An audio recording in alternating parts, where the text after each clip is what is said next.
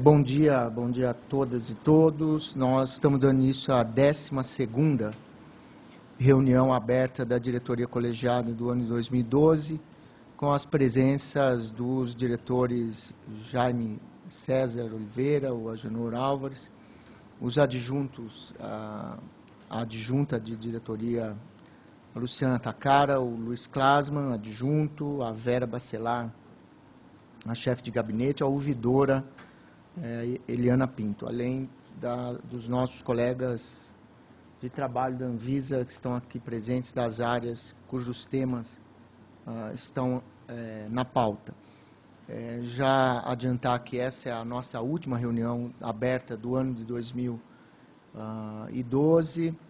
Nós temos ainda mais reuniões ordinárias no decorrer da semana que vem, que serão de temas internos e, portanto, não abertas ao público, mas também já manifestar a decisão já quase firmada entre os diretores que a nossa meta para o ano de 2013 é a realização de pelo menos 24 reuniões de diretoria colegiada abertas ao público, que seriam em número de 2 reuniões ao mês, que seria dobrar o número de reuniões abertas em relação ao ano de 2012. Mas certamente o seu sucessor terá de assumir a tarefa depois do dia 27 de agosto, viu, Agenor? Bom, na pauta de hoje, nós temos alguns temas de absoluta relevância do ponto de vista regulatório, uma proposição de consulta pública para alteração da RDC que dispõe sobre a concessão e renovação de registros de medicamentos com princípios ativos sintéticos, semissintéticos, classificados como novos, genéricos, similares, da outras providências. É uma alteração importante nesse normativo que passou por uma atualização e vai seguir a consulta pública, caso os diretores aprovem hoje, para garantir a participação de todos os segmentos da sociedade. Nós temos um outro item que se refere à solicitação de prazos adicionais para adequação de requisitos de boas práticas de fabricação de medicamentos, nos termos da resolução de diretoria colegiada número 17 de 2010, por solicitação do diretor Agenor, esse assunto foi incluído nessa reunião aberta ao público. E depois nós temos ainda recursos administrativos que serão julgados na reunião de hoje.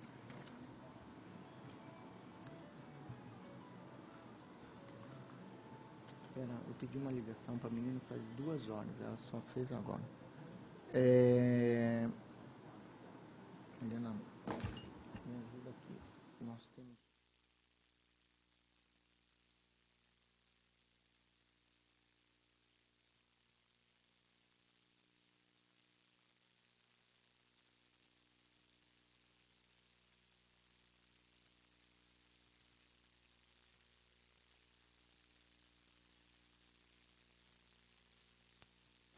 Nós temos solicitações de manifestações orais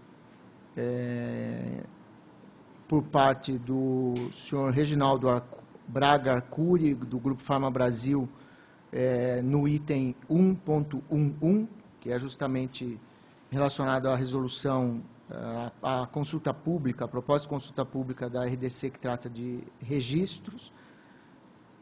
Eu pergunto aos diretores se há alguma ressalva. A solicitação foi feita nos termos do regulamento. Alguma manifestação contrária? Não havendo, fica aprovada por unanimidade.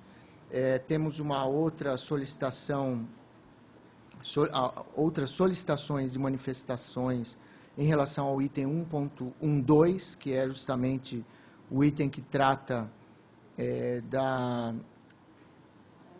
dos prazos adicionais para a RDC 17 de 2010, por parte do senhor Carlos Eduardo de Carvalho e Sérgio Souza Silva, do SINC-FESC, e ainda do senhor Tomás Nunenkamp, do Sindifar, feitos também de acordo com a norma para a solicitação de manifestação sobre temas normativos. Alguma manifestação em contrário? Não havendo, aprovado por unanimidade. Temos ainda a solicitação por parte dos representantes da empresa Bunker Indústria Farmacêutica Limitada, também apresentadas segundo a regulamentação, por parte do senhor Renato Lobo e das senhoras Viviane Correia e Patrícia Viel. Alguma manifestação contrária? Não havendo, fica aprovado por unanimidade. E informo apenas ao senhor... de quem é esse, Diana? Essa solicitação foi encaminhada. Tá. Informo apenas o senhor Douglas Duarte, da Alanac, que a sua solicitação de manifestação ela não foi acolhida por ter sido apresentada de forma intempestiva, num horário, na verdade, foi apresentada às 11h40 do dia 10/12, quando o prazo para essa solicitação se expirou às 9h30 daquele dia. E, lamentavelmente, nós não temos como acolher a solicitação que foi feita em desacordo com a norma, a portaria 616 de 2012. Eu passo, então, imediatamente ao primeiro item da pauta, o processo número 25351-36007-2011 de 10, uma proposta de consulta pública para uma resolução de diretoria colegiada que dispõe sobre a concessão e renovação de registros de medicamentos,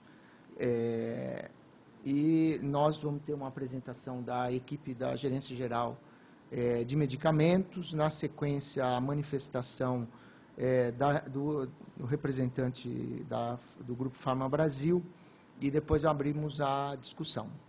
Então, então, tá bom.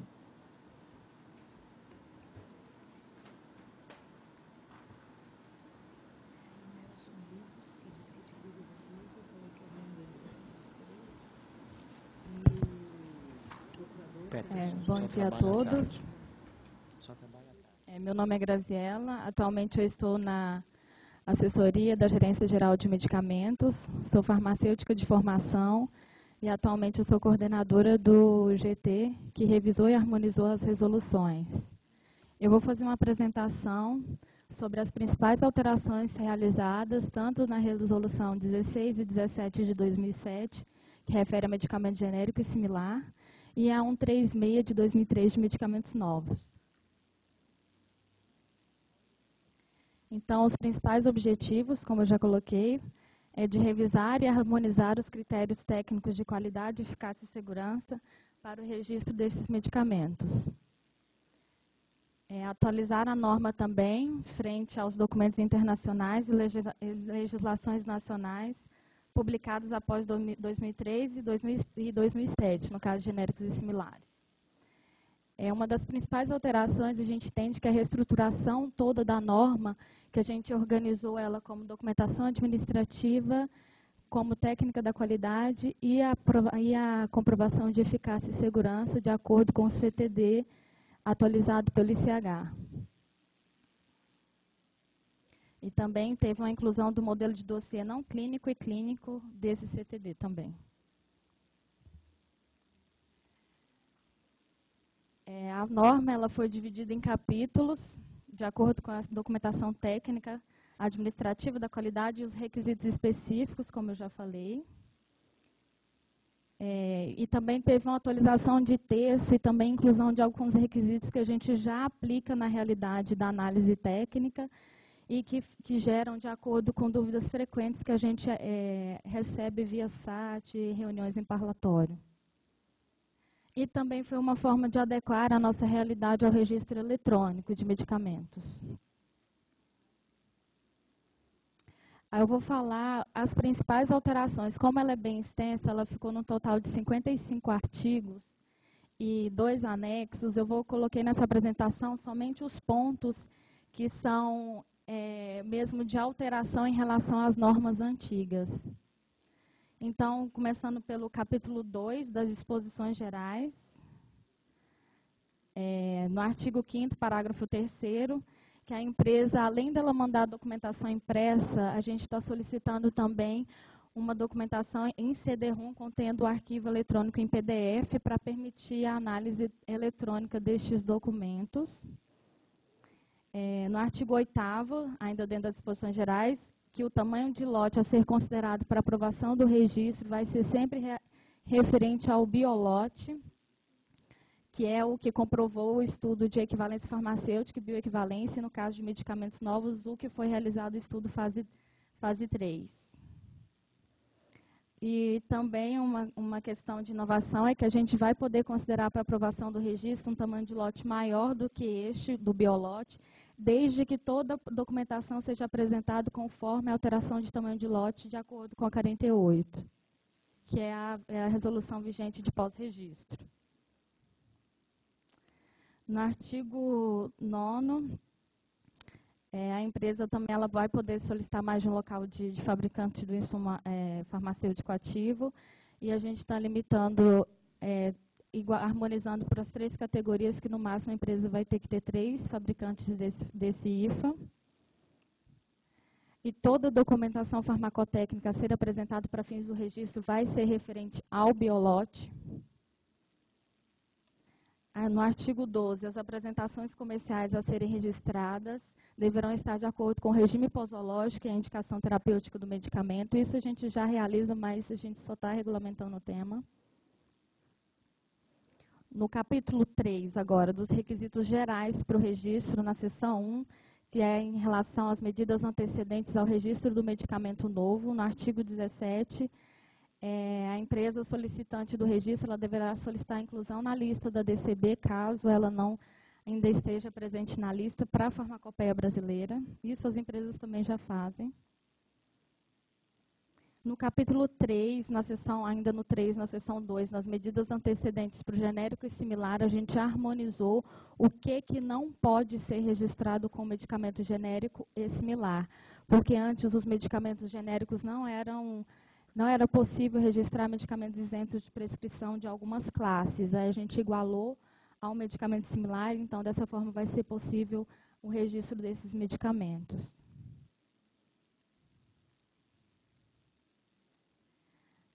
Ainda dentro do capítulo 3, agora na seção 3, em relação à documentação administrativa.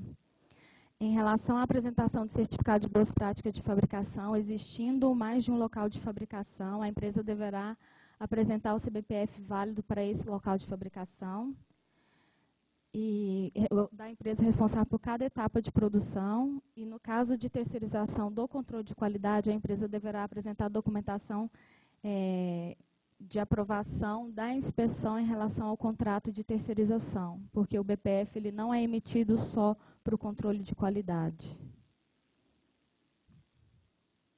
Ainda dentro da documentação administrativa, no caso dos medicamentos importados, tem uma novidade em relação aos medicamentos novos, que além da documentação prevista no inciso 3 em relação à bula, a empresa deverá apresentar o histórico de registro em outros países, incluindo compromissos assumidos junto às outras agências. Agora, em relação ao capítulo 3, na seção 4, a documentação técnica da qualidade. Sobre o insumo farmacêutico ativo, a empresa poderá apresentar os dados direto à Anvisa dentro do dossiê, ou então a própria empresa fabricante do IFA poderá encaminhar a documentação direto à Anvisa, mas sempre referenciando a qual processo ele se relaciona, e dentro do prazo de 30 dias. E como agora na Anvisa a gente já tem um registro de insumos, caso o insumo seja registrado na Anvisa, ele não precisará encaminhar toda a documentação referente ao insumo, apenas as informações que são essenciais para a avaliação do medicamento. E outra novidade em relação à IFA é a questão das justificativas de especificações no caso de IFA não farmacopeico, tanto para as especificações quanto para o método analítico. Ainda dentro da documentação técnica da qualidade, temos uma novidade em relação aos dados a ser apresentados sobre o desenvolvimento da formulação, que é um resumo sobre o desenvolvimento, levando em consideração a via de administração e utilização, informações sobre a compatibilidade do IFA com os recipientes, características físico-químicas principais do IFA que possam influenciar na performance do produto, documentos com os detalhes de fabricação, caracterização e controles com referência bibliográfica para suportar os dados de segurança para recipientes utilizados pela primeira vez em um medicamento ou em uma nova via de administração, e dados e discussão sobre a avaliação de eficácia do sistema preservante e antioxidante utilizados na formulação e a justificativa do excesso de ativo. Essas informações que a gente está pedindo, assim, apesar de ser uma novidade na norma, são documentações que toda empresa ela tem disponível e assim, a gente só vai pedir para apresentar para facilitar a análise da documentação. Ainda dentro da documentação técnica da qualidade, sobre a produção do produto acabado, a gente harmonizou a questão da apresentação do dossiê de fabricação dos lotes. Para genérico e similar, antes a gente pedia 3, para medicamento novo não era solicitado nenhum. A gente harmonizou que a gente vai solicitar um lote, mas a empresa continuará mandando outras informações referente aos 3 lotes pilotos que ela tem que ainda continuar fabricando, que eu vou mostrar no anexo 2. Nome e responsabilidade de cada fabricante, incluindo terceirizados, e cada local de fabricação proposto envolvido na produção e nos testes a serem realizados, incluindo controle de qualidade e estudos de estabilidade de longa duração e acelerado. E o relatório sumário da validação desse processo de fabricação, que é gerado a partir de uma avaliação de risco desse processo de produção, incluindo lote, definição das etapas críticas e do controle em processo. Essas informações, todas da produção e do produto acabado, vão ter que vir lá no formato do anexo 2, que vocês já conhecem um pouco, que já foi publicado na 48, a gente utilizou o mesmo e só adequou para a realidade do registro. Ainda sobre a documentação técnica da qualidade, no controle de qualidade do produto acabado, a gente incluiu para medicamento genérico e similar, porque para o novo já existia, a questão da apresentação do gráfico do perfil de dissolução quando aplicável. Porque as empresas, geralmente, para similar e genérico, apresentam apenas o perfil de solução comparativo entre referência e o teste. Sobre o envoltório intermediário, a empresa vai ter que fazer uma descrição da constituição desse envoltório e suas especificações. E se esse envoltório tem impacto na estabilidade do produto, o estudo de estabilidade deverá ser conduzido com ele. Ainda dentro da documentação técnica da qualidade, foi incluída a questão dos estudos de estabilidade para medicamento que, após abertos ou preparados, possam sofrer alteração no seu prazo de validade. É aquele estudo de estabilidade em uso e a resolução RE1 ela está em revisão e a execução desses estudos vai ser melhor detalhada nessa resolução específica para a execução dos estudos de estabilidade. Laura. A Laura vai falar um pouco da parte de novos em relação à documentação de eficácia e segurança, depois eu volto para concluir.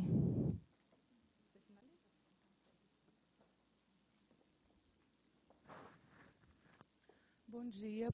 Para quem não me conhece, meu nome é Laura, eu sou responsável pela gerência de eficácia e segurança e vou apresentar para vocês as principais alterações na parte clínica, principalmente de registro de medicamentos novos. Os assuntos permanecem praticamente os mesmos que vocês já conheciam, a molécula nova, as inovações, nova associação, nova forma, nova concentração, via de administração indicação terapêutica, ampliação de uso e posologia. A novidade aqui é o registro da entidade molecular já aprovada no país. A gente já tinha discutido isso com algumas associações, algumas empresas, e a gente já chamou de equivalente terapêutico, uma série de coisas, mas pelas definições que tinham na lei, o nome que a gente achou foi esse, e eu vou explicar mais à frente o que vem a ser esse assunto de petição. Nas alterações gerais, a gente vai regulamentar o que já está na RDC número 4 de 2009, que é de farmacovigilância, que é solicitar o plano de farmacovigilância e de minimização de risco para o registro de moléculas novas, de acordo com a legislação vigente, né? A solicitação do relatório de farmacovigilância atualizado para as moléculas e novas associações que já são comercializadas em outros países, e a justificativa técnica para os registros, exceto para o de novas moléculas, porque isso é uma formalidade, a maioria das empresas mandam essa justificativa, mas não estava regulamentado. Tem também um anexo, que é o anexo 3, que vai trazer a descrição do conteúdo necessário para se elaborar o relatório de segurança e eficácia ou o relatório de experimentação terapêutica, que traz, né, o dossiê dos estudos não clínicos e clínicos. Então, esse anexo vai trazer os itens que devem ser apresentados, a ordem, o formato, e ele está harmonizado com o CTD. E com o que vai ser solicitado no registro eletrônico.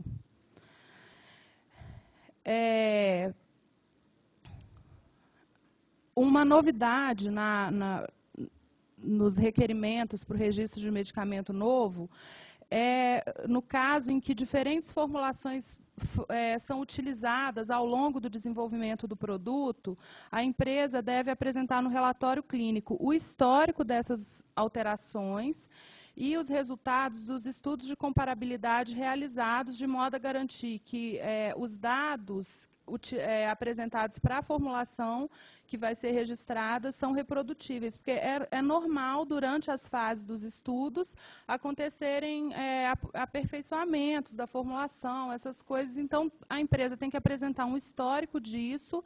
Esses estudos de comparabilidade geralmente são equivalência farmacêutica, e no limite uma bioequivalência, não costuma fugir muito disso, para validar os dados que vão ser, né, apresentados para compor o dossiê clínico e o que vai ser a formulação que vai ser usada no estudo fase 3, que é o final. No caso da associação em dose fixa, sumiu aquele número cabalístico de 3 componentes ou 3 mais a cafeína. Não tem limite mais de componentes, então vai ser autorizada o registro de medicamento composto por uma combinação de 2 ou mais princípios ativos sintéticos ou semissintéticos em uma razão fixa de doses, na mesma forma farmacêutica, que é chamada de associação em dose fixa, né? No caso de medicamento novo, ainda não registrada no país. Então, agora não vai ter mais aquele limite de só 3 componentes, o que vai determinar ou não o registro é a racionalidade daquela associação e a comprovação científica de que ela é eficaz e segura. Na nova via de administração, na verdade, a gente detalhou quais são os estudos necessários, porque isso não estava detalhado, geralmente é estudo clínico fase 2 e 3. Para ampliação de uso, vem uma novidade que a gente viveu situações em que a gente teve que aprovar, não estava assim, específico na regra, então a gente teve que fazer um parecer, às vezes pedir até parecer jurídico, de registro de ampliação de uso para a população pediátrica com estudo fase 2 realizado. Tem alguns casos em que não é possível fazer um fase 3, porque não tem número de pacientes suficientes, e a gente teve caso de antirretroviral e de oncológico para uso pediátrico, que se a gente fosse pedir um estudo fase 3, essa população ficaria desassistida no Brasil daquela opção terapêutica. Então, para o caso de ampliação de uso para a população pediátrica, em casos específicos, excepcionalmente, a gente pode aceitar a comprovação de eficácia e segurança por meio de estudos fase 2, desde que a empresa apresente evidências de que a fisiopatologia, a história natural da doença, o metabolismo do medicamento e a relação dose-resposta sejam semelhantes, tanto na população adulta quanto na pediátrica, e geralmente para esses casos isso já está descrito na literatura, e evidências de experiência, né, com o mesmo medicamento ou com outros da mesma classe terapêutica utilizados para o tratamento da doença ou doenças relacionadas na população pediátrica. Isso também, nos casos que a gente aprovou, estava tudo bem descrito na literatura. A grande novidade, eu acho, que da parte de medicamentos novos é esse registro da entidade molecular já aprovada no país. A gente tem casos em que o produto ele não é uma molécula nova, já existe aquela molécula, a primeira registrada no Brasil, que é a molécula nova, e por algum motivo a empresa faz um estudo de bioequivalência e não dá a alteração na farmacocinética do produto, não é suficiente para não permitir que ele fique dentro daquele intervalo que permite atestar que o produto é bioequivalente, então ele não pode ser nem genérico, nem similar. Tem caso que ele até passaria na bioequivalência, mas ele não passa, não é possível fazer equivalência farmacêutica, então ele não cumpre os requisitos de genérico e similar. Ou casos que a gente acha que vão começar a aparecer de oncológicos, que o delineamento do estudo de bio pode ser tão complicado que é melhor fazer um estudo já com pacientes. Então, vários casos que a gente vive hoje de produtos que não têm referência mais no mercado, eles não têm como se adequar mais à categoria de genérico e similar fazendo bioequivalência, então a opção seria fazer um estudo fase 3 comprovatório de eficácia e segurança. Só que hoje não existe uma categoria regulatória para esses produtos serem enquadrados. Então, foi criada essa categoria. A empresa vai ter que apresentar provas clínicas de que o produto é eficaz e seguro e, na maioria das vezes, nos casos que a gente tem discutido, geralmente ela consegue embasar a parte não clínica, fase 1 e fase 2, com dados de literatura. E aí o fase 3, ponte, comprovatório, vai ser sempre necessário. Geralmente, o comparador vai ser a molécula nova que já está registrada. E essa categoria de medicamentos também abre a possibilidade de que, se o novo sair do mercado por algum motivo, essa categoria, a molécula dessa categoria, é a primeira que estaria como uma candidata a substituí-lo na lista de referência e permitir, assim, a realização de cópias. E também não tem limite para o registro dessa categoria de produtos. Então, a partir do momento que tem o medicamento novo, as outras empresas podem replicar através do registro de entidade molecular já aprovada no país. Para os medicamentos genéricos e similares, a comprovação de eficácia e segurança se dá através da biodisponibilidade relativa e dos estudos de bioequivalência. Então, vai ser necessário apresentar o relatório final do estudo de biodisponibilidade relativa, bioequivalência, incluindo o protocolo do estudo e comprovante da sua aprovação no Comitê de Ética em pesquisa, ou o relatório de bioisenção do produto para o caso de moléculas que são bioisentas. Ou a justificativa técnica da ausência, de acordo com a legislação vigente. Para a apresentação dos estudos de biodisponibilidade relativa à bioequivalência, a empresa solicitante do registro deve protocolar um aditamento de acordo com as orientações disponíveis na página eletrônica da Anvisa. Isso já acontece, para o estudo ir direto para a área responsável, que é a COBIO, a gente só está regulamentando. Na parte de renovação de registro, além do que já é exigido, né, fora os produtos que estão em adequação a 134, que esse ano também fecha, fora o que já se exige hoje, que é o relatório de farmacovigilância e o CBPF válido, vai ser solicitado o documento comprobatório de venda no último quinquênio de vigência do registro, contendo os números das notas fiscais emitidas no Brasil e a relação de estabelecimentos compradores em um mínimo de 3 notas fiscais emitidas no país por forma farmacêutica e concentração. E, no caso dos laboratórios oficiais, a justificativa da não comercialização.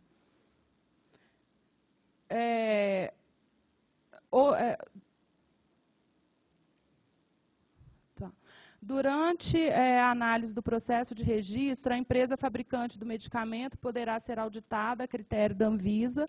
Isso já acontece, tem acontecido muito para os genéricos, e a gente só está regulamentando as auditorias que já acontecem hoje, no formato que acontecem, então também não vai ter muita novidade. E o artigo 51, que traz a previsão de divulgação de informação na página eletrônica da Anvisa, das bases técnicas para aprovação ou não do registro, isso está sendo harmonizado com a norma de biológicos, que já traz essa previsão. Isso faz parte da plataforma do registro eletrônico, e também é uma exigência tanto da OMS quanto da OPAS para todas as autoridades que são pré-qualificadas. Logicamente, não vem nenhum segredo industrial, nada disso. São as bases técnicas gerais que levaram ao deferimento daquele produto. Quando o produto for indeferido, a empresa vai receber um ofício, igual sempre acontece. E não vai ser divulgado a público, porque tem fase de recurso, uma série de coisas. As petições de concessão e renovação de registro de medicamentos novos, genéricos e similares, protocolados anteriormente à data de publicação da resolução ou que já estiverem em análise na Gerência Geral de Medicamentos, vão ser analisados de acordo com a legislação específica vigente na data do protocolo daquele produto.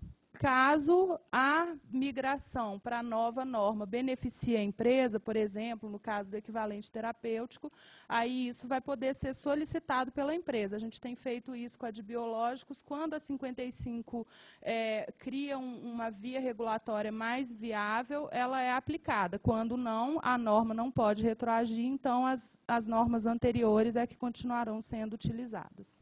Obrigada.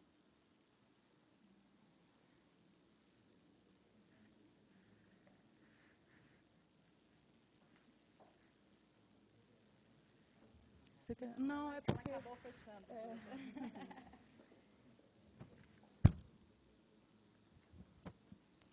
Carlos, acende a luz aí, isso, obrigado.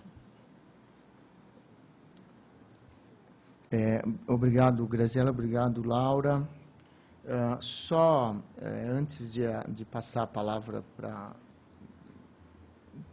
o público e depois para os diretores, lembrar que nós estamos falando de essa reunião pública talvez seja o primeiro momento da consulta pública, né? Ou seja, é uma norma que vai para a consulta pública, nós sabemos e temos consciência da quantidade de itens e de pontos estratégicos importantíssimos do ponto de vista sanitário, do ponto de vista das próprias políticas de desenvolvimento industrial e de responsabilidades em torno da oferta dos produtos, da capacidade, da possibilidade das indústrias aqui no Brasil se colocarem no mercado num ambiente claro de competitividade em torno daquilo que é possível, tanto do ponto de vista dos produtos novos, quanto do ponto de vista das cópias,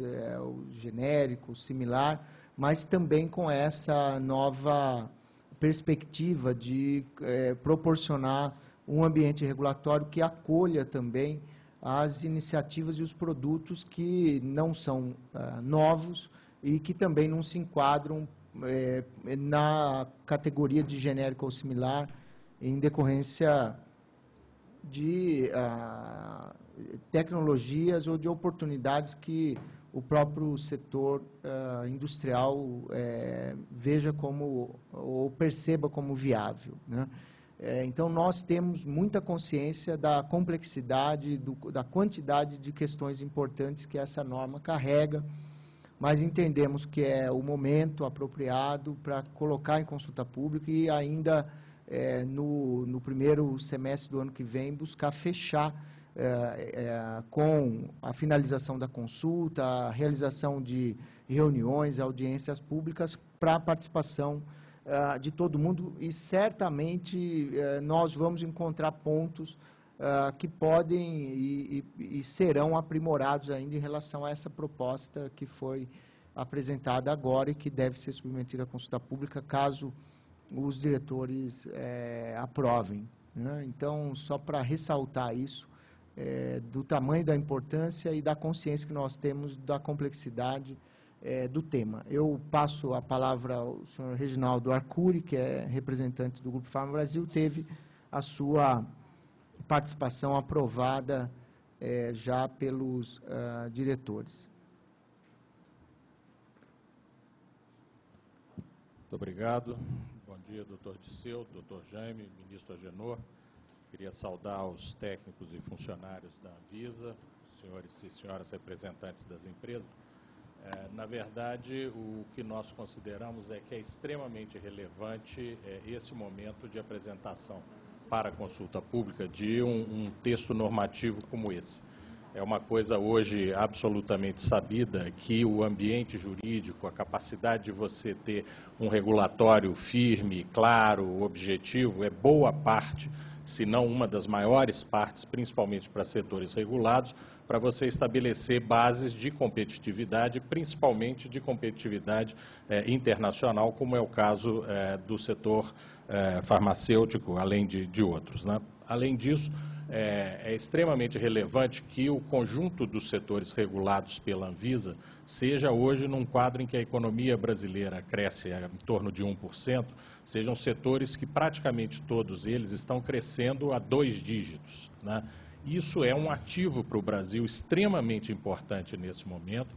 A parte fundamental disso vem da capacidade de articulação entre o órgão regulador e o setor regulado, e por isso nós consideramos que o esforço que foi feito pela equipe técnica da Anvisa, principalmente a apresentação que foi feita pela doutora Laura, demonstra que a Anvisa absorveu o conteúdo necessário para que se tivesse disposição de, nesse momento, aproveitar o conjunto das oportunidades que se desenham para a indústria brasileira, obviamente, com um foco muito grande naqueles que têm a decisão central de produzir no Brasil.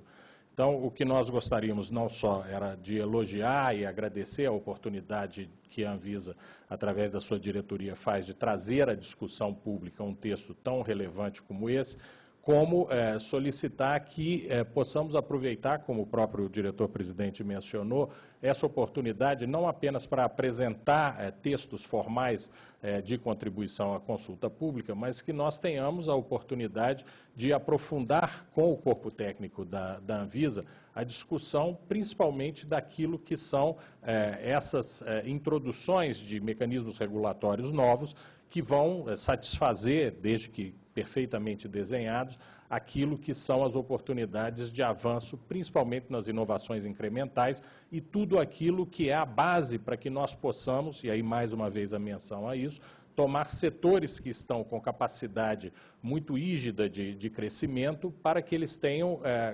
chance de gerar novas plataformas e de responder de uma forma cada vez mais objetiva, com segurança e eficácia, as necessidades de acesso da população a medicamentos e de desenvolvimento tecnológico do nosso país.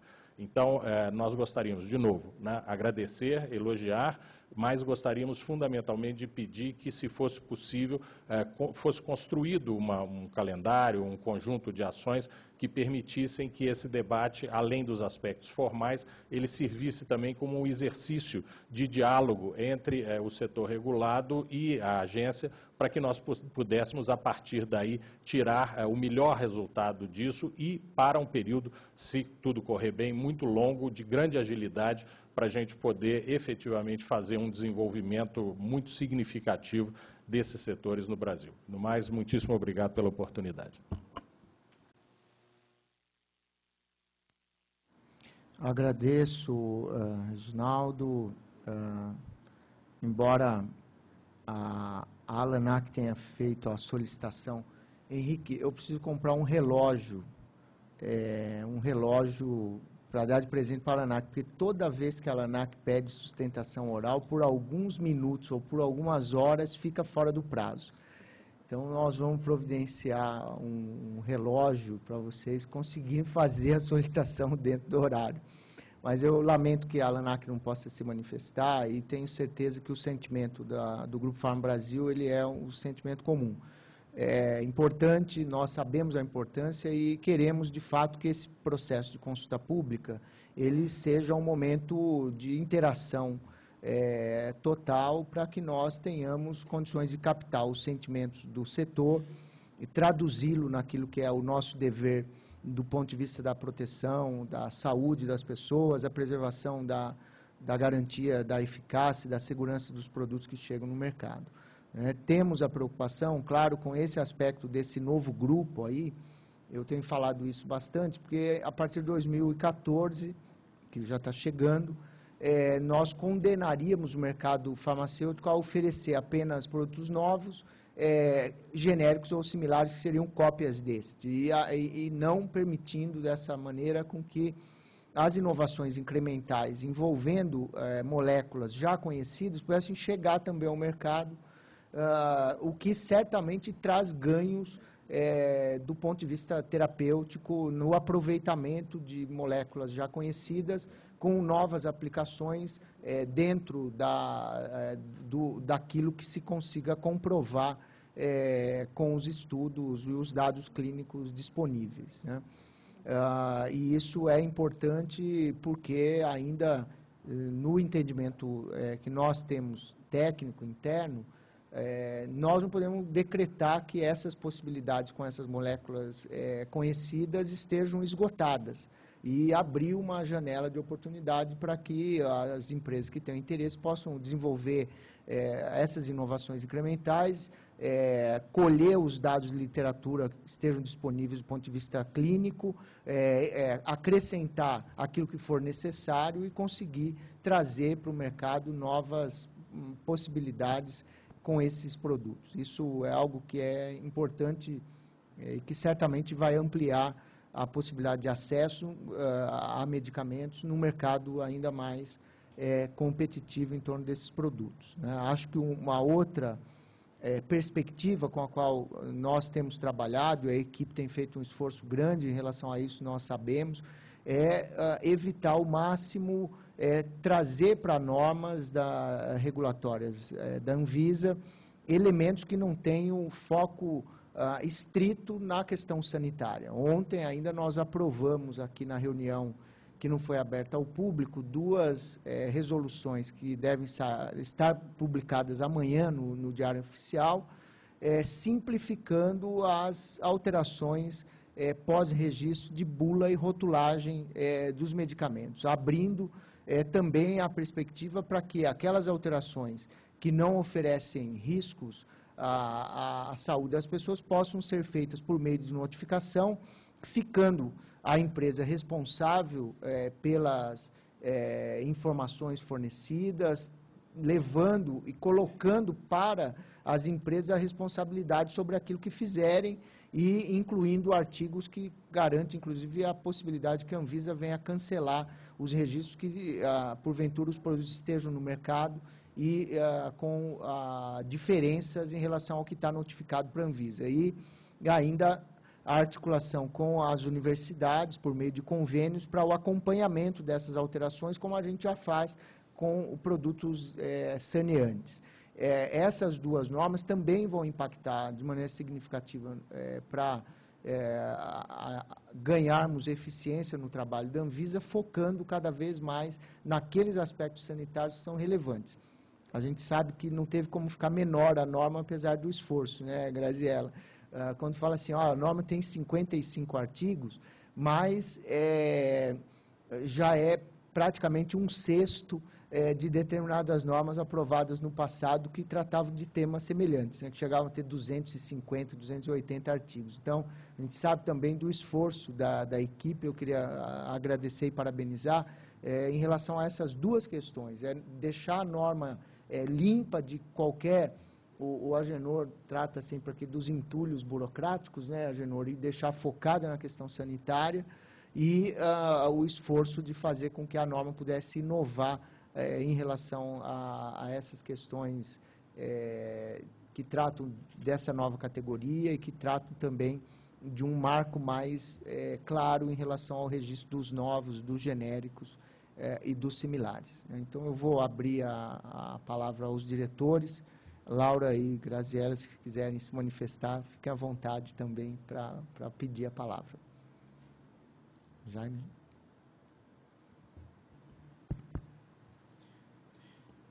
Obrigado, Barbano.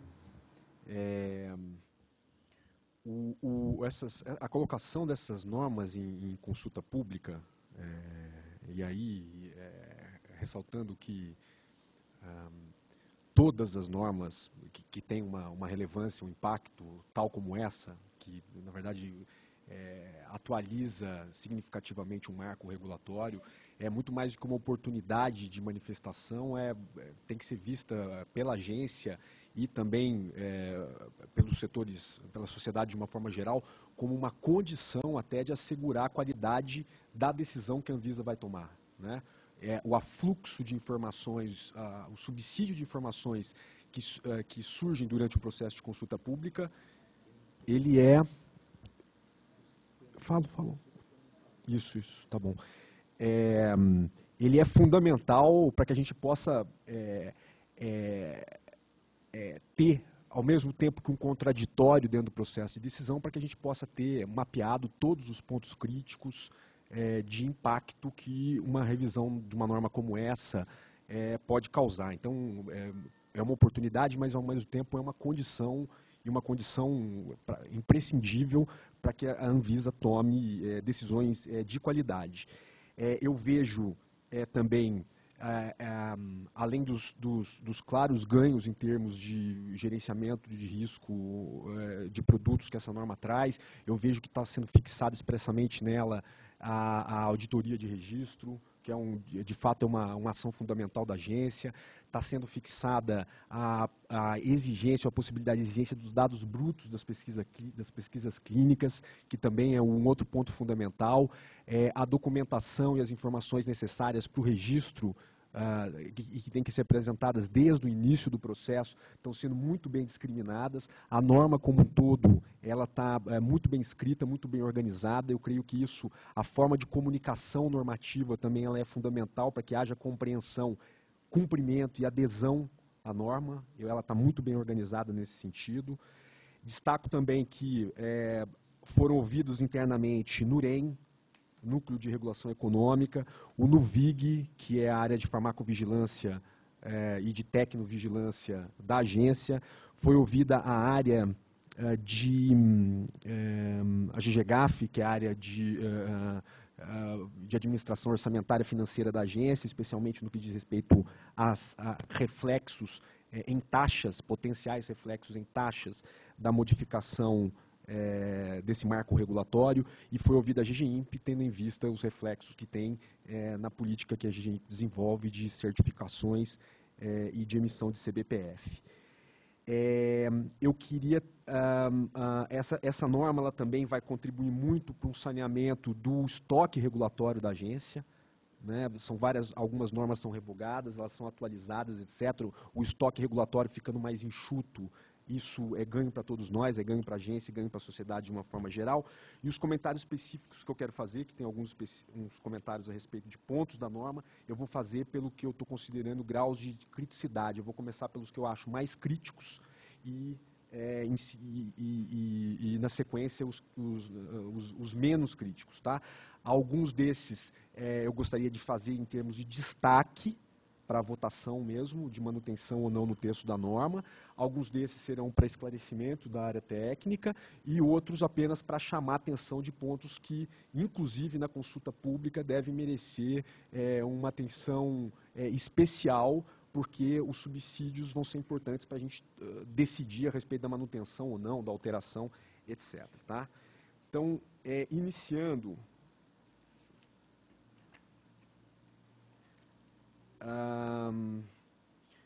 pelo artigo 23, incisos do artigo 23. Tá? Esse artigo ele trata da documentação administrativa necessária para a apresentação de registro de medicamentos novos e similares. Na verdade, e genéricos também, ou seja, é a apresentação de todos os sintéticos e semissintéticos que estão sendo tratados nessa norma. Tá?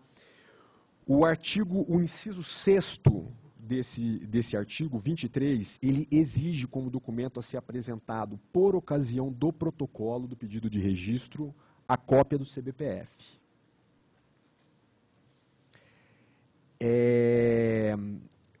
Os senhores diretores conhecem já a minha visão a respeito desse assunto. Eu creio que é um condicionamento que ele reforça na direção contrária a questões que estão sendo discutidas aqui na diretoria colegiada a respeito da vinculação do registro ao CBPF. Né? Logicamente, não é necessariamente uma vinculação indevida, mas é uma vinculação que ela tem que ser mais seletiva do que hoje é na agência. E a partir do momento em que a gente torna a apresentação do certificado como uma condição para o registro do produto, a gente impede que os dois processos caminhem de forma simultânea, paralela. A gente transfere demandas de forma artificial de uma área dentro da agência para outra área de dentro da agência, eu digo de uma área de registro para uma área de certificação, e a gente reforça, e aí contrariamente ao que vem sendo discutido dentro da diretoria colegiada, a vinculação entre uma coisa e outra. Né? Existe até uma proposta em tramitação dentro da agência aqui, que em breve certamente será trazida para a diretoria colegiada, a respeito da não exigência do CBPF por ocasião do protocolo de pedido de registro de produtos para a saúde. Não é? Com isso, eu não estou querendo dizer que o CBPF não será exigido por ocasião da decisão a respeito do registro. Até porque, no caso de medicamentos, é uma obrigação da 6360, e no caso de produtos, é uma obrigação atualmente constante no decreto. Mas a exigência, logo no início do processo do CBPF, tem mostrado efeitos deletérios, né, efeitos deletérios em termos da administração de processos aqui dentro da agência. Então, aqui eu já vou manifestar a minha opinião para que, permanecendo esse item, seja acrescentado o protocolo de pedido de CBPF, não seja mantido apenas a cópia do certificado em si. Esse é um ponto que eu gostaria de destacar para votação, inclusive. Em relação ao parágrafo 1º desse mesmo dispositivo, artigo 23, parágrafo 1º.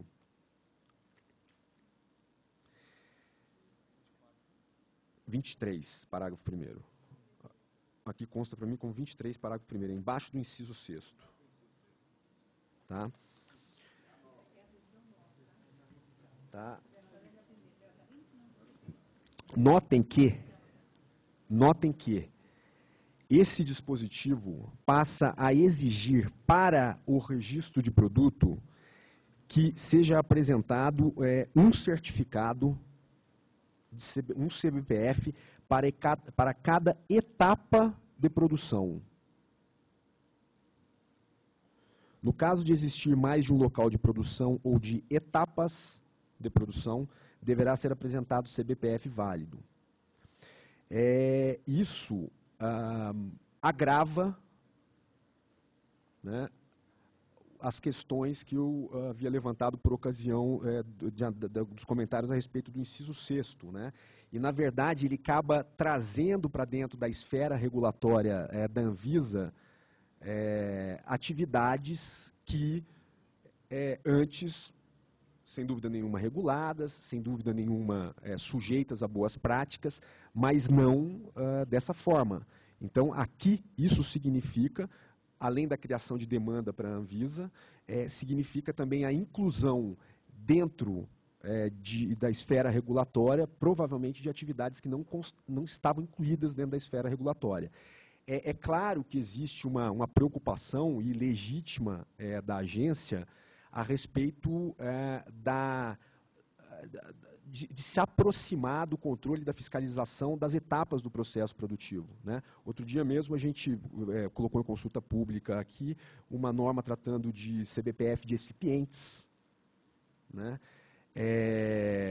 E isso é, de uma certa forma, saudável, porque o controle simplesmente do produto final, muitas vezes ele não oferece a mesma segurança que o controle de todo o processo.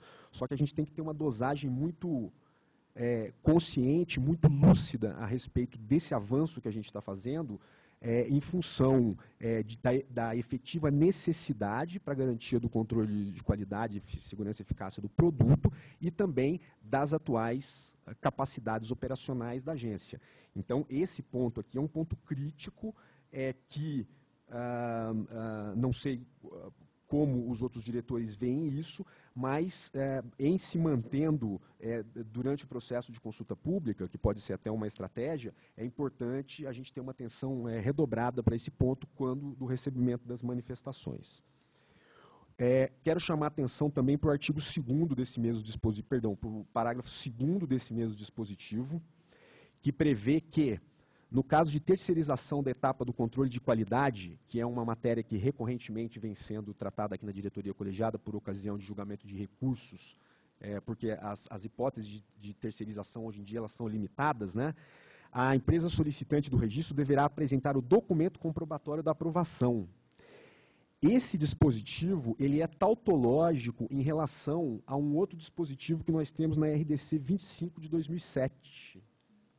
Do artigo 5º da RDC 25 de 2007, que diz o seguinte: só serão passíveis de deferimento as terceirizações de controle de qualidade de produtos já registrados na agência.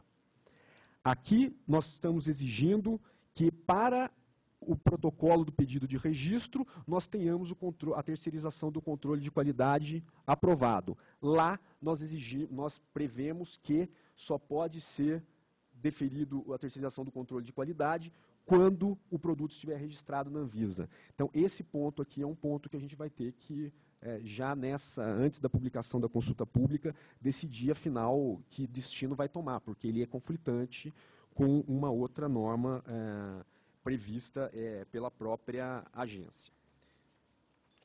Esses são os pontos mais críticos. E todos eles eu gostaria de colocar em termos de destaque para um posicionamento antes da consulta pública. Esse parágrafo primeiro, que fala das etapas do processo de produção, de uma forma geral, quando se olha a norma de uma forma geral, dá a impressão, e pode ser uma impressão concreta, de fato, de que nós estamos buscando um maior controle sobre etapas intermediárias do processo de produção, inclusive de produtos intermediários. E é esse cálculo que tem que ser feito, porque a gente tem que encontrar um ponto ótimo regulatório no grau de ação que a agência quer ter em cima dessas etapas intermediárias, né? A gente tem definição a respeito de produtos intermediários aqui na norma, com algumas outras repercussões lá para frente, então esse ponto é importante. Outro ponto importante que eu queria destacar é o parágrafo único do artigo 9º.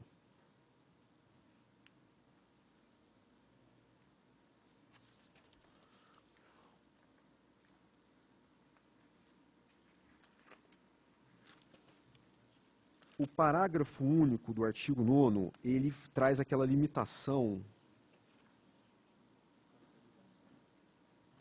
A limitação dos locais de fabricação do insumo farmacêutico ativo a 3 locais de fabricação. Tá? Me parece claro o propósito dessa medida. Ela, né, ao fazer essa limitação, certamente ela assegura um panorama mais claro da origem do insumo e uma facilidade de controle maior, mas temos que ver se, de fato, isso aqui corresponde principalmente às práticas comerciais adotadas hoje em dia, onde, inclusive, a flexibilidade na possibilidade de mudança de fornecedores, etc., é um ponto muito importante. Logicamente que eu não estou falando em aquisição de insumo de fornecedores não certificados, ou não é essa a questão, mas desde que o fornecedor cumpra outros requisitos, a gente tem que confrontar a necessidade de haver essa limitação.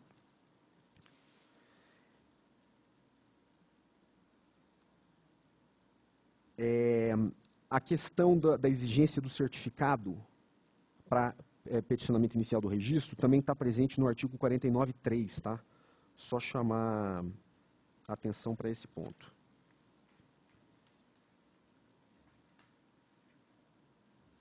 Só chamar atenção para esse ponto. Bom, de pontos com um grau de criticidade menos elevado, mas também que certamente pode ter algum impacto e que pode demandar esclarecimento, é o seguinte. Primeira coisa, artigo 6º, notemos aqui que todos os documentos para registro de produtos estão sendo exigidos com tradução juramentada. Compreendo que a tramitação, os documentos tramitados dentro de órgãos públicos, etc., eles, por exigências normativas, têm que ser em língua vernáculo, né? Em língua nacional. Temos que verificar se isso de fato se aplica dessa forma tão absoluta para a agência, especialmente porque a gente tem documentos com características aqui que a tradução juramentada pode ser pior em termos de qualidade da informação do que a leitura desse documento, por exemplo, em língua inglesa. Um outro ponto importante também diz respeito ao artigo 14. Tá? Ele me parece uma disposição óbvia, mas eu não sei se a gente está incluindo porque pode ser que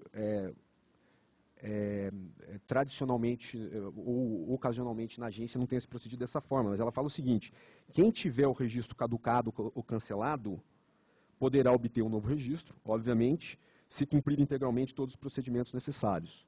Isso me parece bem claro. Não sei se isso daqui esclarece ou confunde, porque dá a impressão de que, em algumas situações, isso pode não ocorrer, eu não sei. Então, é um ponto a ser considerado.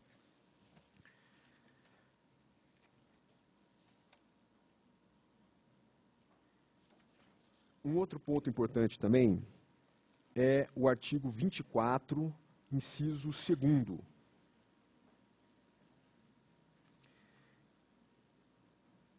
Que é mais um documento que tem que ser apresentado por ocasião do registro do produto. Tá? Aliás, está falando autorização da empresa fabricante do medicamento para o registro, no caso de produto importado, autorização da empresa fabricante lá fora, faz todo sentido, comprovante de representação comercial no Brasil e de uso da marca no Brasil.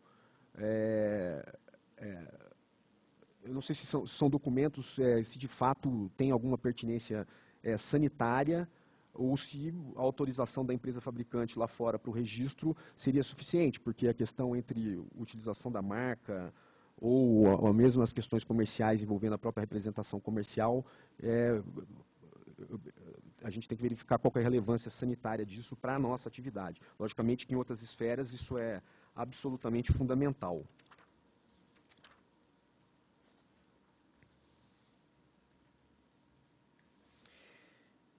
No artigo 51, que foi até destacado aqui pela GGMed, até quando a gente foi fazer a revisão da norma para a reunião, a gente ficou em dúvida a respeito de se será divulgada informação na página eletrônica da Anvisa com as bases técnicas para aprovação ou não aprovação do registro. Se isso seria uma divulgação de uma orientação né, genérica, etc., mas é caso a caso.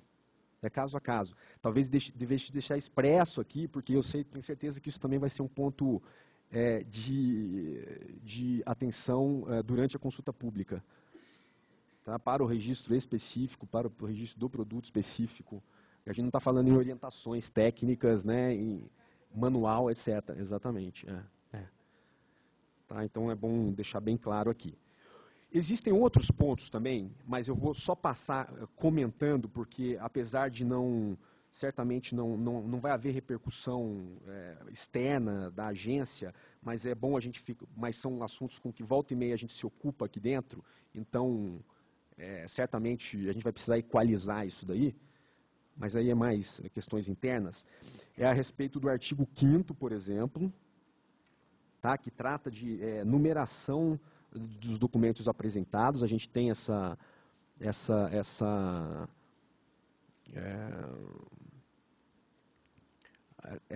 discussões sendo feitas a respeito da qualidade de instrução e numeração processual da agência, etc. Inclusive quem deve numerar as páginas diretamente na Uniap, a área técnica, documentação primária, documentação secundária, se elas já devem ser apresentadas numeradas, etc. Então é um ponto que está presente aqui na norma e que a gente tem que ficar atento para ela ser coerente com outras decisões que a gente vai tomar aqui dentro da agência, né? Um outro ponto relevante também nessa questão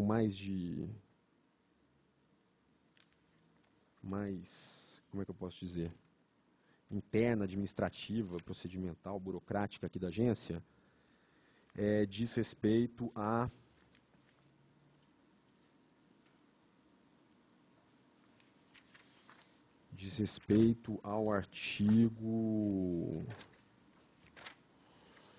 parágrafo 2º, parágrafo 2º do artigo 49. O parágrafo 2º do artigo 49 está tratando de arquivamento temporário. Tá? Na verdade, é uma prática já adotada pela agência de não admitir arquivamento temporário de petição de renovação de registro de medicamento, por motivos óbvios, né? Mas o arquivamento temporário como um todo está com os dias contados, em ampla discussão aqui dentro da agência, né? Então, é um dispositivo que eu creio que tem um lugar certo para ser discutido e talvez não seja nessa norma, né? Aliás, ele é uma questão absolutamente acessória, né, nessa norma aqui. Se tiver uma norma geral, exatamente.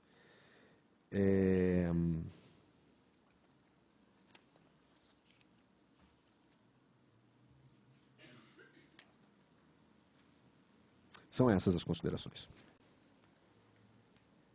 Obrigado, Jaime. Eu tenho depois algumas considerações também a fazer em relação a esses itens,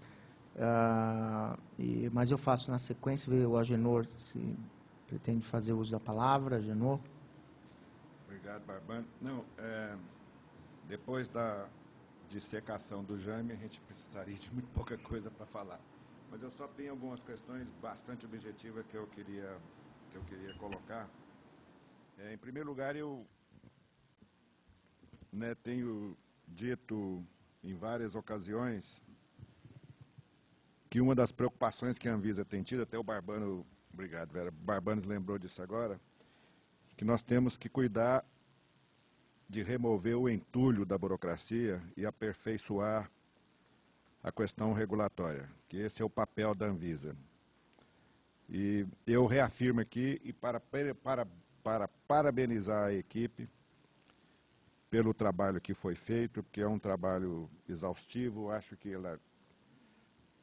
ela faz uma depuração de muita coisa que está acontecendo na Anvisa, de algumas normas que existem que precisava de ter realmente uma equalização com o próprio momento que nós estamos vivendo, né? E muitas das questões que estão aqui contidas, que não poderiam, que não deveriam estar, isso aí é próprio do momento que a Anvisa está colocando, está passando, porque nós estamos fazendo esses ajustes em várias áreas, nós estamos buscando essas reuniões em várias áreas e muitas vezes a gente não está conseguindo ainda fazer a convergência daquilo que possa ser divergente em algumas situações entre a própria discussão da diretoria colegiada com as áreas ou as próprias áreas. Mas a equipe, eu acho que ela traduziu isso de uma maneira bastante tranquila. Eu quero parabenizar a equipe por esse trabalho. Em segundo lugar, eu só queria fazer um comentário na fala do Reginaldo, eu não sei se ele está aqui ainda, está aqui. A respeito do cronograma que o Reginaldo propôs, que eu gostaria depois até que esse cronograma, da maneira que foi proposto, que fosse discutido, fosse colocado de forma mais concreta o que significa esse cronograma que você está propondo. Porque, na verdade, essa proposta que nós estamos falando aqui é uma proposta de consulta pública, tá certo?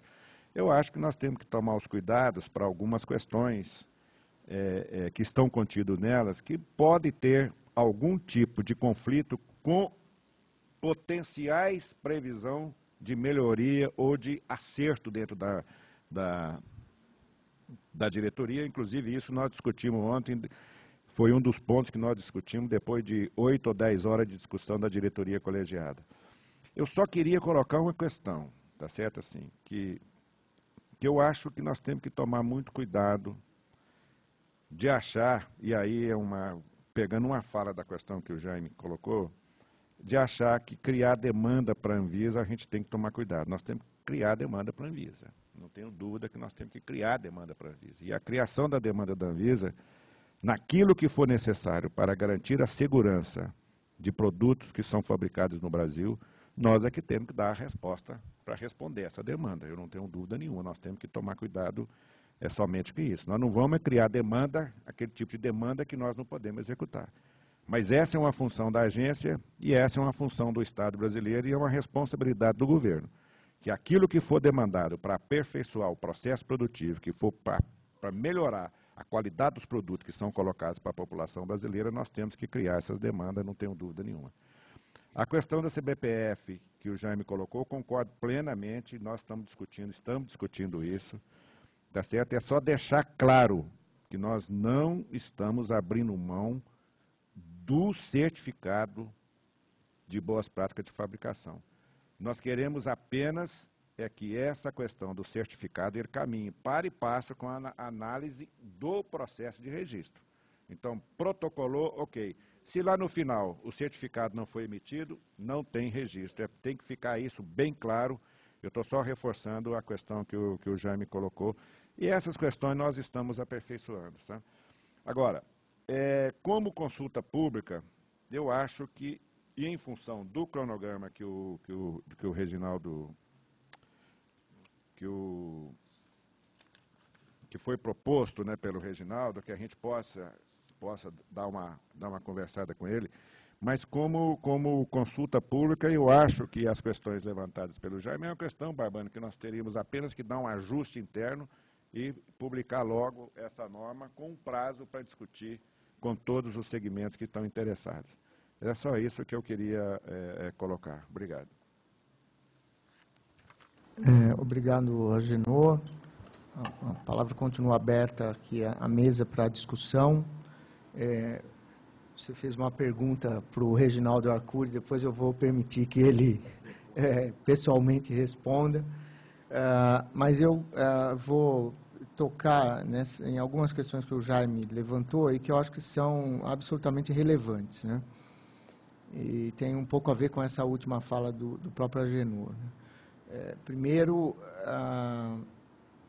em relação a essa vinculação do registro com a certificação de boas práticas. Eu acho que a gente sempre tem o dever, a responsabilidade, mais do que de interpretar o que está colocado na lei, com o advento da lei 9782, que criou a Anvisa, fazer a observação das leis anteriores a partir das responsabilidades que foram atribuídas pelo próprio Congresso Nacional à agência, né?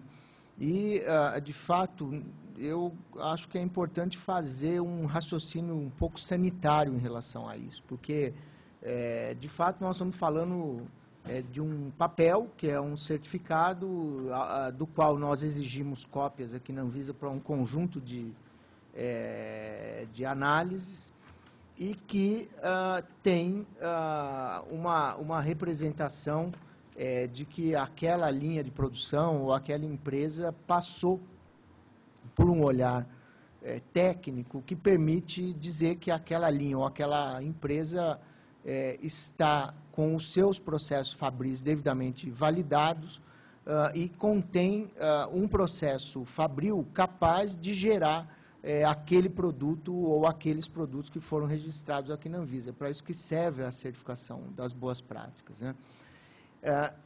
E nós temos um outro processo que é a análise do registro, onde nós verificamos, do ponto de vista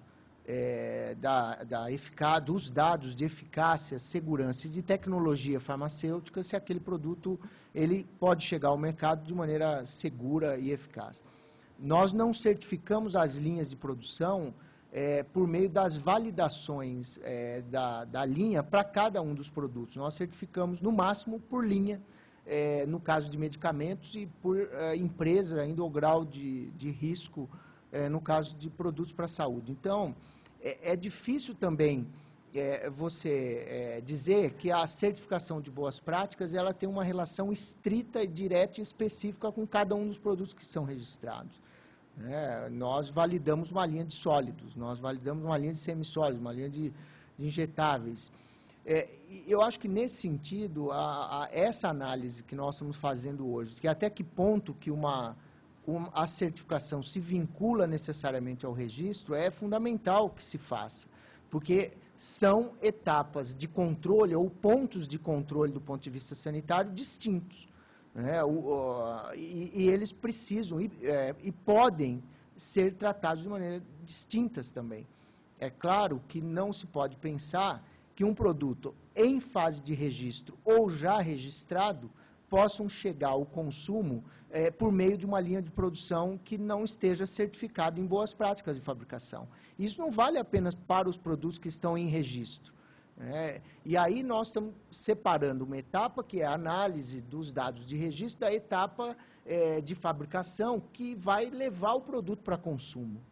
Essas duas etapas, no meu entendimento, elas podem muito bem ocorrer em momentos diferentes. Eu penso que é absolutamente possível que a Anvisa autorize o registro de um produto, independentemente de olhar se a linha de produção onde ele vai ser feito tem ou não certificação de boas práticas. O que não pode acontecer é um produto em fase de registro ou já registrado chegar ao consumo feito numa linha de produção que não esteja certificada. Então, a etapa do ter o registro é uma coisa, a etapa do produzir e levar para consumo humano é outra etapa. São dois pontos de controle sanitário e que a lei de 1973 unificou, porque a própria lei 6360 diz que nós temos que conceder o registro mediante anotação em livro, porque naquela época não tinha outro jeito de conceder registro, tinha que anotar no livro. Hoje nós não anotamos mais no livro, porque não seria descabido. Então, só para deixar claro isso, qual é a discussão que nós estamos fazendo. Se for possível interpretar essa legislação, compreendendo o que cada um desses pontos de controle propõe do ponto de vista sanitário, vai ser muito melhor, muito mais tranquilo, porque a responsabilidade de certificar a fábrica e de controlar se aquela linha de produção, aquela fábrica pode levar produtos para consumo é muito mais importante do que ficar vinculando o registro à certificação. O registro concedido, aquele produto jamais poderia ser fabricado numa linha que não tem certificação, assim como os produtos com registro já concedido. Então, melhor que nós tenhamos um olhar no controle da fabricação a partir da certificação ou não das linhas que fabricam. No meu entendimento, é esse o ponto. E aí as ponderações do Jaime se tornam ainda mais relevantes, porque essa vinculação que nós fazemos por força de lei, do ponto de vista sanitário, ela pode ser questionável até, porque não é isso que vai garantir. Nós podemos conceder o registro hoje, porque a empresa está certificada, esse registro vale por 5 anos e o CBPF vale por 2 anos. Então, significa que você pode conceder o registro hoje para uma empresa que tem certificação e depois de amanhã ela não tem mais, porque venceu o certificado e ela não... Ou durante o curso ou 2 dias depois da concessão. Bom, e aí, o que se faz? O que se espera é que nenhum produto seja fabricado em uma linha que não esteja certificado e chegue ao consumo das pessoas. Esse, para mim, é o ponto principal. Eu acho que esse é o raciocínio sanitário mais viável e tem um impacto, sim, importante. Eu acho que o Jaime tem razão em relação à alteração proposta no inciso 6º do artigo 23, eu concordaria, sim, de pronto a colocar o protocolo aí na petição, e claro que pelo que está na lei, nós vamos ter de discutir se durante o processo ou não, como é que vai se tratar isso. Acho que o parágrafo 1º torna a situação crítica, não do ponto de vista da necessidade de que cada uma dessas linhas envolvidas na fabricação de um medicamento tenha o seu certificado, mas exigir também, na petição do registro, esses certificados pode ter um significado que é esse, ele pode não ter significado sanitário nenhum, de fato, em decorrência disso que o Jaime coloca, né? E penso também, Jaime, que a questão do parágrafo 2º, aí, que contraria o que está previsto, ou pelo menos gera uma parábola, né? Nós estamos aqui, o Agenor, o Jaime e os procuradores da Anvisa se acostumam diariamente com os nomes dos fármacos, das etapas de produção, e nós com os termos, os termos jurídicos que eles usam, né? Mas, de fato, eu penso que esse parágrafo 2º, se tem uma regulamentação própria que trata disso, nós poderíamos suprimir desde já. Acho que essa discussão dos 3 locais de fabricação de IFAs é uma discussão que pode ocorrer durante o processo da consulta pública. Penso que essa questão da numeração das páginas, a exigência aí é na entrada dos documentos, no que está sendo protocolado e apresentado, e penso que isso é uma responsabilidade, sim, que é da empresa, e não vejo problema em relação a isso. A questão da tradução, aí o que está colocando são os documentos oficiais, é o certificado de fabricação, é o registro concedido por uma outra autoridade, está falando aí de uma tradução juramentada que, na verdade, serve, inclusive, para comprovação de autenticidade desse documento. Nós andamos tendo problemas aqui com a autenticidade de alguns documentos que foram oficialmente apresentados como sendo emitidos por órgãos reguladores estrangeiros e que nem sempre eram, de fato, autênticos. E há problemas, inclusive, porque nós teríamos facilidade em reconhecer em algumas línguas esse documento, mas em outras nós não temos a expertise interna de leitura ou mesmo de reconhecimento de autenticidade dos documentos, né?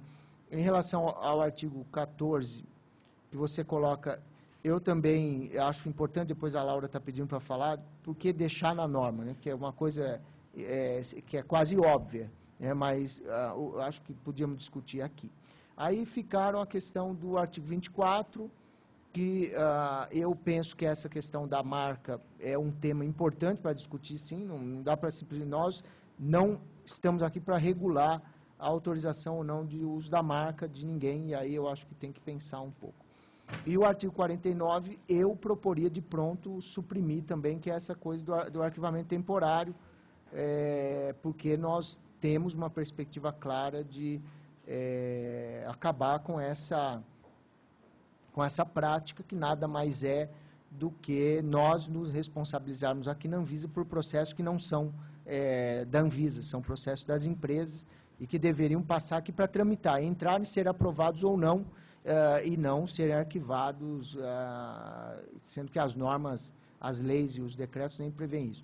E no artigo 51 eu já tenho uma proposta aqui, inclusive, de mudança no texto, que pode resolver essa dúvida que o Jaime colocou, que seria incluir no texto,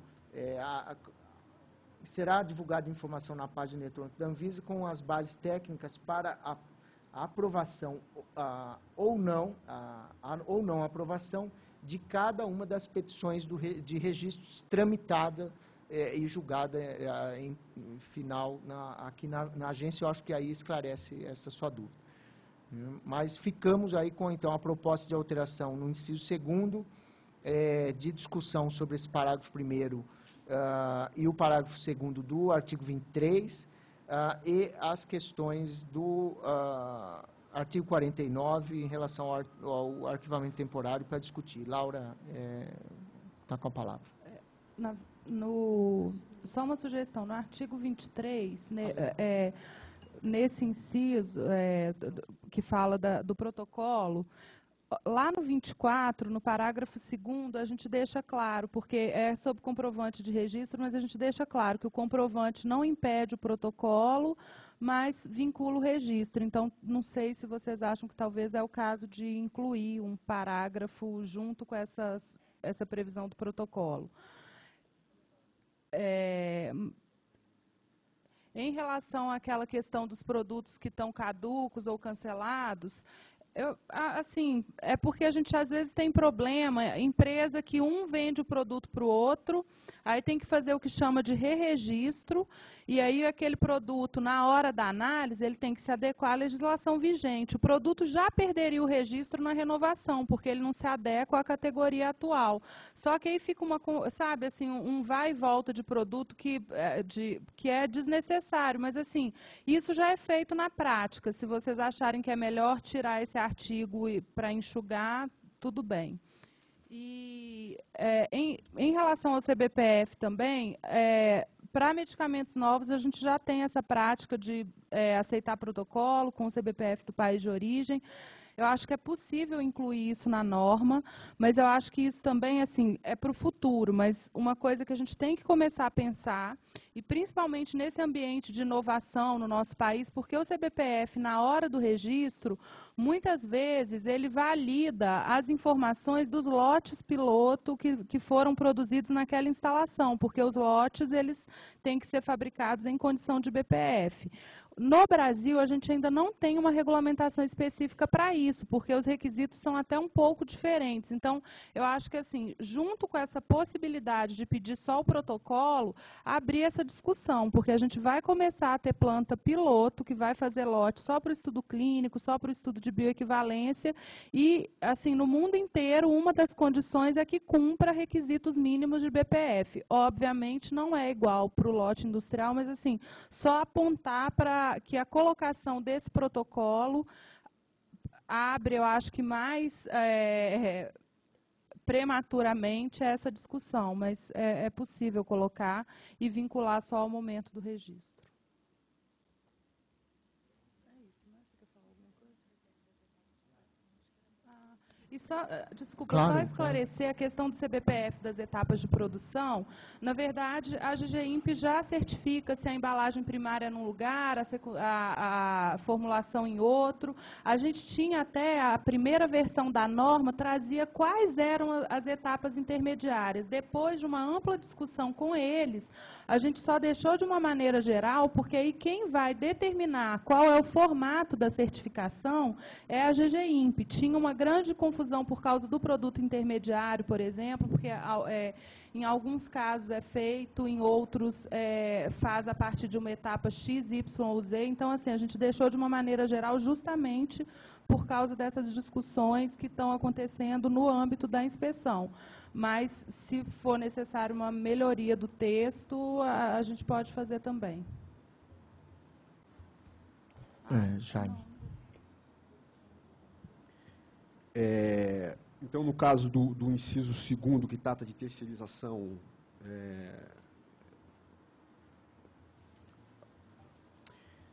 aparentemente deve haver uma supressão desse dispositivo. No caso do parágrafo 2º, que trata de arquivamento temporário, também. O 51 já tem a proposta do Barbano para adequação. Em relação ao inciso 6º, a questão da numeração fica, a questão da documentos oficiais. Tá? Muito bem, mantenhamos para consulta pública. Acho que, nesse caso, como a gente está restringindo documentos oficiais a alguns tipos de documento, eu acho que a gente deveria ter uma conceituação né, lá no começo. E só com a possibilidade de estar perdendo alguma coisa, ou de estar sendo equivocado no meu comentário, mas é possível que a gente tenha que aprofundar isso. A tradução juramentada não garante autenticidade. Eu posso levar uma página da internet para o tradutor ou para a tradutora juramentada e ela faz uma tradução juramentada daquilo para mim. Talvez o que garanta essa autenticidade seja a consularização do documento da autoridade estrangeira. Então, só verificar exatamente qual é o instrumento que a gente vai utilizar aqui, porque a gente pode estar não atingindo o objetivo que a gente pretende. A questão dos 3 locais de fabricação, sem dúvida nenhuma, para consulta pública. Em relação ao artigo 14, o esclarecimento da Laura me chamou a atenção para o seguinte: isso aqui tem impacto na transferência de titularidade, muito provavelmente, que é uma outra discussão grande que a gente está fazendo aqui. Não é porque tem aqueles medicamentos cujo regime de registro mudou, e aí quando... Não é isso, exatamente. Então, talvez a gente deva, isso aqui, excluir e discutir isso aqui no âmbito de transferência de titularidade, que é um assunto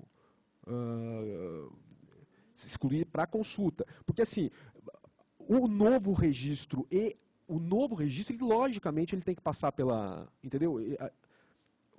A gente já tem essa norma como decorrência do próprio sistema. Não precisa estar expressa aqui, e ela pode levar a essa confusão. Em relação a aqueles pontos críticos, que é inciso 6º do 23 e parágrafo 1º do 23, eu sou pela colocação expressa da possibilidade de utilização do protocolo. Tá? De fato, a Laura comenta que no artigo 4º existiria uma flexibilização, mas ela não está. Ela fala que a falta do comprovante de registro emitido não impede a submissão. Aí, de comprovante de registro, a gente está falando de CBPF, então... Mesmo texto para deixar claro o CBPF, que a falta do CBPF emitido pela Anvisa não impede o protocolo, mas na verdade vai repetir o que já está no 6º, acho que não precisa mesmo. Tanto faz, tá, desde que fique expresso a forma, desde que fique expresso que o pedido pode ser feito com o protocolo, isso vale tanto para o inciso 6º, tá, quanto para o parágrafo 1º do artigo 23, sendo que no parágrafo 1º do artigo 23 eu estou entendendo que nós vamos manter a exigência de CBPF ou de protocolo de CBPF para todas as etapas de produção e que vamos, durante a consulta pública, verificar o que, afinal, isso significa. Tá? Eu não sei se eu já acrescento mais alguns comentários agora, ou... Agora são comentários gerais, Barbano. Estou só preocupado, Jaime, assim, esses comentários vão chegar à proposição de alterações nesse texto? Não são mais comentários de alteração em texto, não. Então, eu queria só fechar o que tem de proposta de alteração, para a gente, depois dos seus comentários, poder fazer a avaliação. Então, tem uma proposta... Eu não vou falar na sequência de artigos, na sequência da sua fala. Uma proposta de alteração do inciso 6º do artigo 23, para deixar expressa a possibilidade de protocolo da documentação com o protocolo do CBPF, incluindo também esse mesmo dispositivo no parágrafo 1º desse artigo 23. A proposta de exclusão do parágrafo 2º do artigo 23, que trata da questão... do contrato de terceirização, porque tem um outro dispositivo que trata disso, que é a RDC 25/2007. No artigo 9º não vai haver alteração, no artigo 5º não vai haver alteração, o artigo 6º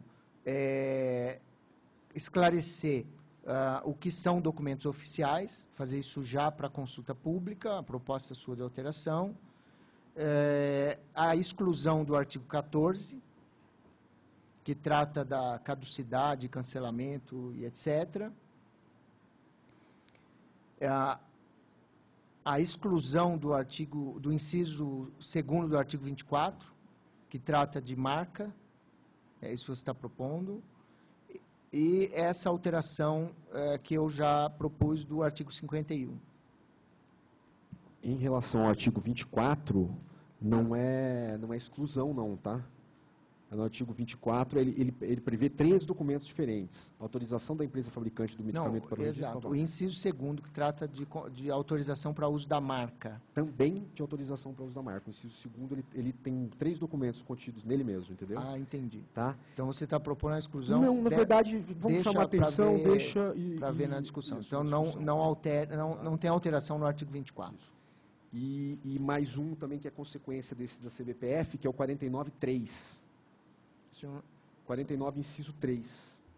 Tá? Que também fala, para efeito de renovação do registro, cópia do certificado de boas práticas.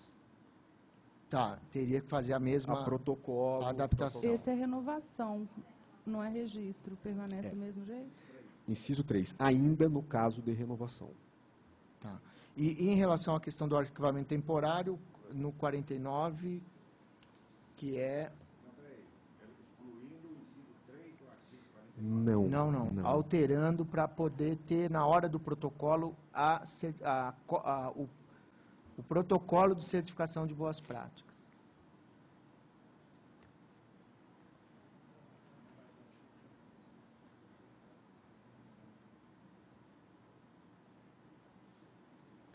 Jaime, eu não consegui achar aqui onde trata de...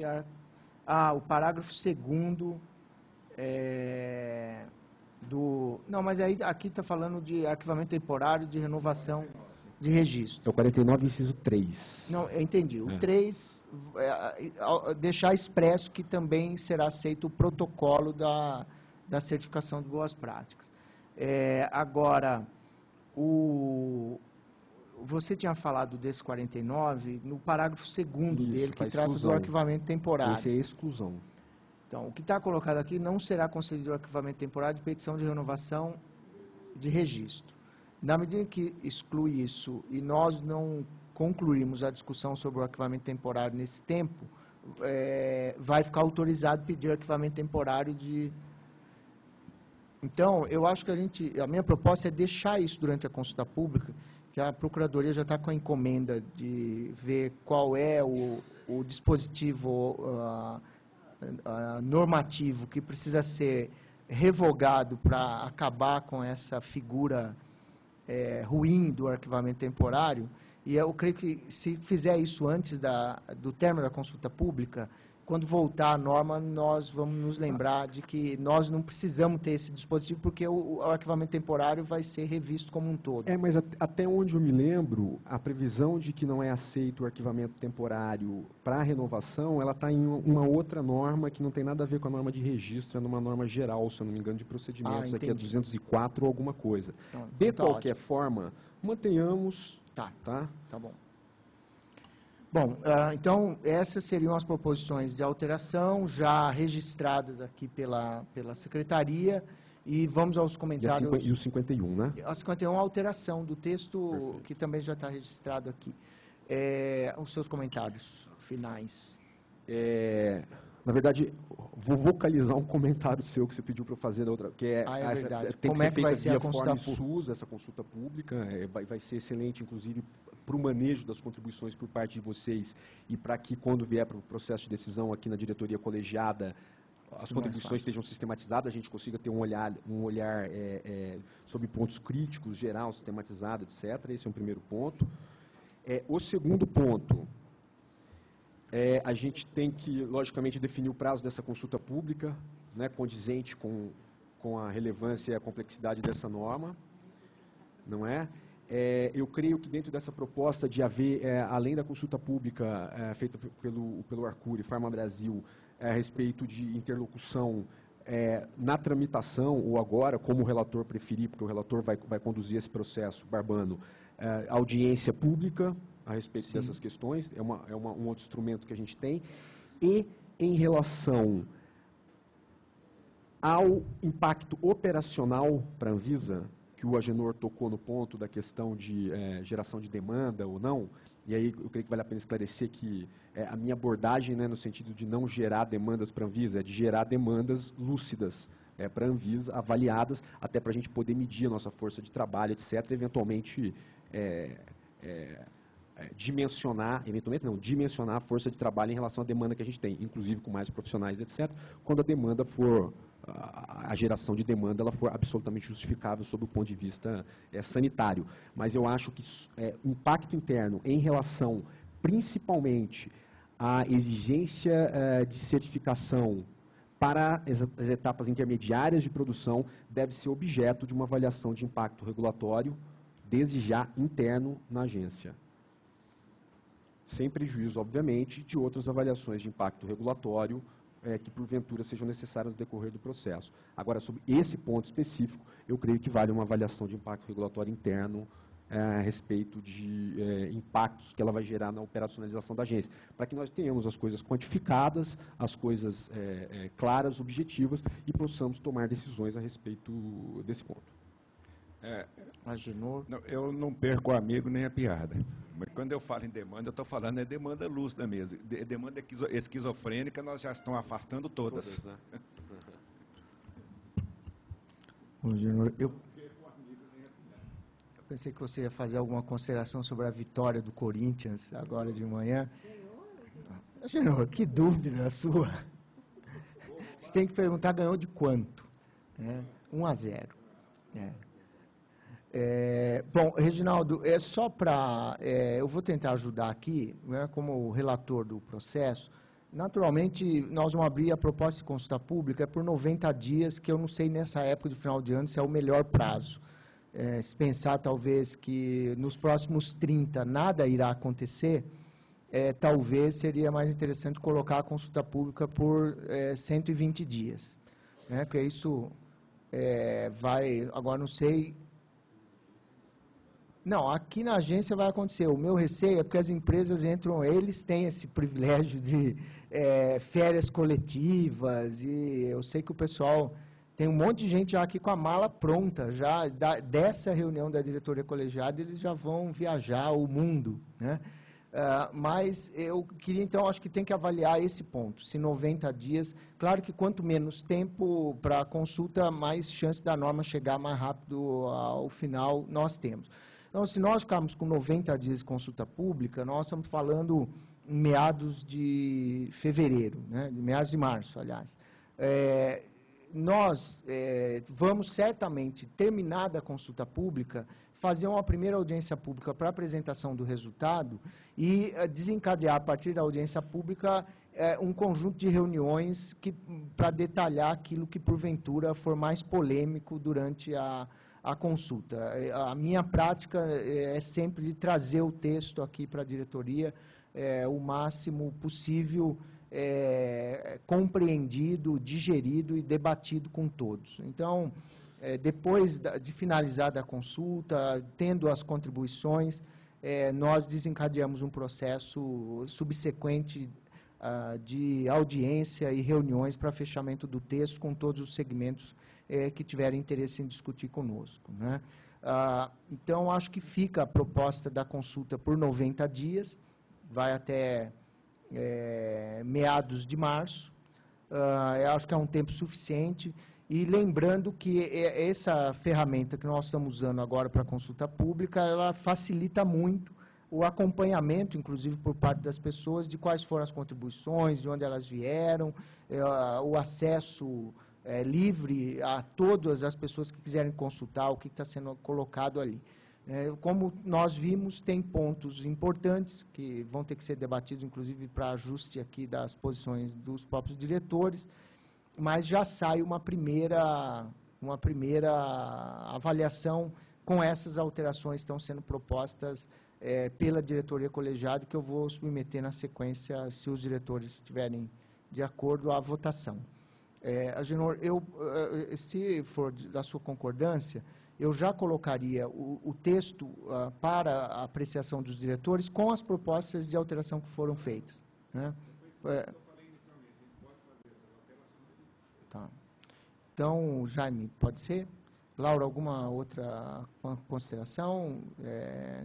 Então, eu coloco para votação a proposta de normas com as alterações já registradas aqui pela Secretaria e lidas anteriormente por parte dos diretores. Jaime. Pela aprovação. Agenor. De acordo.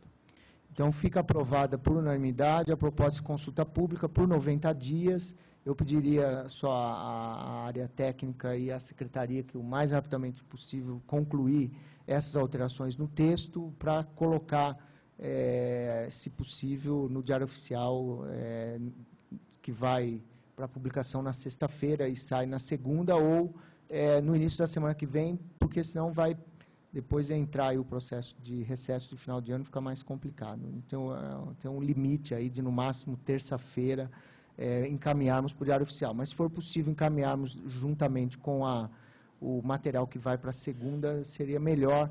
E aí o pessoal da Secretaria aqui tem as anotações e eu, o Jaime e o Agenor, também podemos contribuir para fechamento dessas alterações que foram propostas aqui, a redação final de cada uma delas, né? Eu agradeço, Graziela, Laura, a equipe toda e a participação do público nessa discussão. A gente passa imediatamente para o item 1.12, cuja relatoria é do Agenor. Passa a palavra ao Agenor.